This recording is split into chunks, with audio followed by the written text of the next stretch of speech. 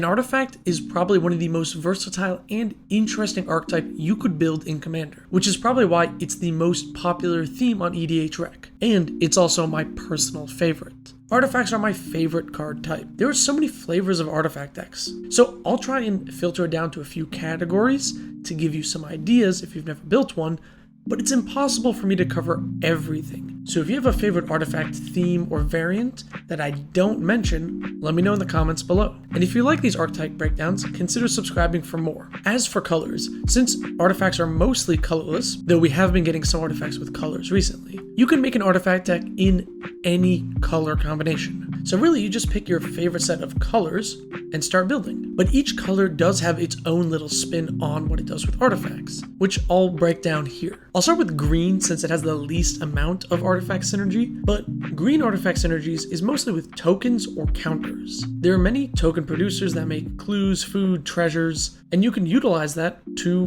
bolster up any artifact deck. But also, there's a lot of artifact creatures with like modular that utilize counters. And green has tons of +1/+1 counter synergies. You can probably take a +1/+1 counter commander and actually just build it as an artifact commander if you really wanted. You also get some great utility creatures like Fangren Marauders and Haywire Might. And commanders like Jaheira, Friend of the Forest, can turn all those random tokens that you make into mana to power out even bigger spells. Black also has some fun ways to use artifacts, usually revolving around some sort of sacrifice shenanigan, sacrificing your artifacts for cards or mana. If you want to play with like an aristocrats theme but also artifacts, black is probably a great option for your colors. Cards like Marionette Master and Disciple of the Vault can be powerful finishers if you're looping around artifacts enough. You also get access to Bolas's Citadel, which isn't necessarily an artifact synergy card, it's just a ridiculously powerful artifact. Side tangent, I could see Bolas's Citadel getting banned, by the way. It's kind of a one-card win condition, and I feel like wins the game as soon as it enters play a lot of the times. It's a bit boring to see. But it is powerful and is an artifact. White is an interesting color for artifact synergies. You can use cards like Gandalf or Elish Norn to double up on ETB effects and go for a blink artifact theme. But you also have equipment or vehicle commanders, and in the case of SRAM, both. Equipments and vehicles are kind of squarely in White's color pie right now, which is pretty fun. There's a lot of cool commanders for it, and I hope we get more vehicle synergies because I do really like vehicles. Red has some awesome artifact synergies. My favorite red artifact theme is cheating out cards. Using things like Trash for Treasure or Goblin Welder to swap a little bauble out for a Wormcoil engine or Portal to Phyrexia. It's kind of like playing Reanimator, but you're able to reanimate non-creature things. Red also has some damaging spells. Reckless Fireweaver or Ingenious Artillerist can be great finishers when you're pairing them with token generators. And also, Girper Aether Grid is a pretty sweet card that's great for pinging down small creatures or chipping away at your opponents. Blue artifact decks probably have some of the most powerful commanders. Urza is really good, but there's tons more. Emery lets you loop stuff that you sacrifice, Sai lets you attack with tons of Thopters, Memnarch lets you steal things, and Muzio lets you cheat out big artifacts. Blue also has the best artifact tutors, with like Whir of Invention and Fabricate. Blue artifact synergies let you draw cards or animate or transmute your artifacts, which are some of my favorite win conditions that I'll get to later. Transmuting your random tokens into multiple copies of Master of Ethereum with a Masterful Replication is a super fun way to close out the game. But if you don't want to play any colors, you can just build colorless, and you still get access to most of the artifacts. The new Karn Legacy Reforged or Peregrine Dynamo are awesome artifact commanders. Colorless decks have access to some really powerful synergy pieces here. Forsaken Monument and Ugin the Ineffable are both really dangerous cards if left alone in an artifact build. Colorless decks do tend to struggle a bit with removal since a lot of it is kind of overcosted, so keep that in mind when you build your deck. So you've chosen your colors, or lack thereof. It's time to build an artifact deck. What are some sub-themes you can do to win with? You can go a Storm-ish build where you play lots of spells in one go and win with something like Aetherflux Reservoir, or any of those creatures that ping when artifacts enter.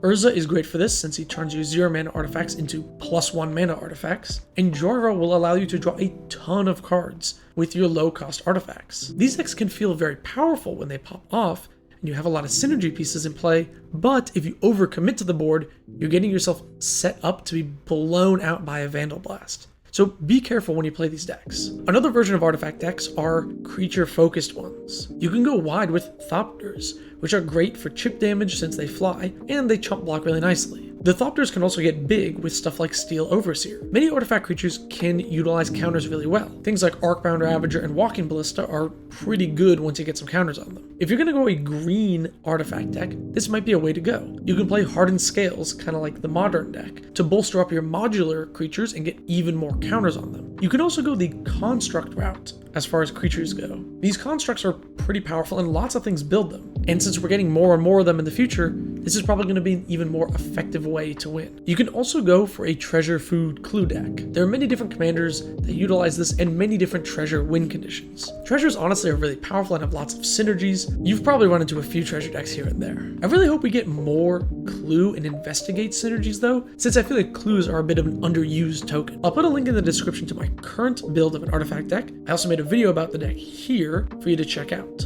So what are some weaknesses of artifact decks? Well, this might change depending on the type of artifact deck you make, but generally, any of the artifact hate cards will kind of hose you, Stony Silence, Collector Oof, but also since you often want to ramp with rocks instead of land ramp, and sometimes you play a lot of the bigger mana rocks, once artifact removal starts flying your way and hitting your mana, it can set you back really far, especially if you lose lands to a Vandal Blast. Pack lots of protection like Welding Jar or Padim if you're in blue. How expensive is a artifact deck to build? Well, that depends a bit. There are a lot of powerful artifacts that are reserve list. Metalworker is one of the strongest cards in an artifact deck, but is quite expensive. At the same time though, a lot of these cards have been reprinted quite a few times and end up being pretty cheap. Artifact decks range pretty heavily in price, but if you cut the reserve list things, I think you can build an artifact deck for about the same price as almost any other strategy. In terms of how powerful an artifact deck is, I think generally they tend to be a little bit on the strong side, because I feel like many casual players don't tend to pack as much artifact removal as they should.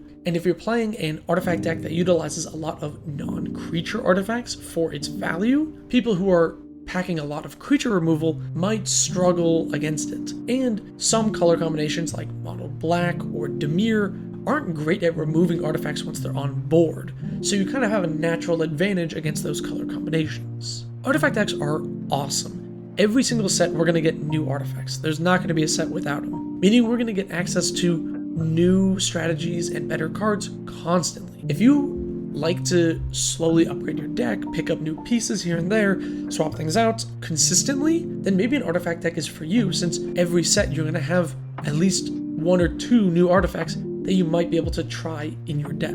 Hopefully I've convinced some of you to try out an artifact deck next time you build a commander deck. And if you already have an artifact deck, share in the comments below. Send a link to a deck list or just tell me about your deck. I'd love to hear it. Thank you so very much for watching. Subscribe for more.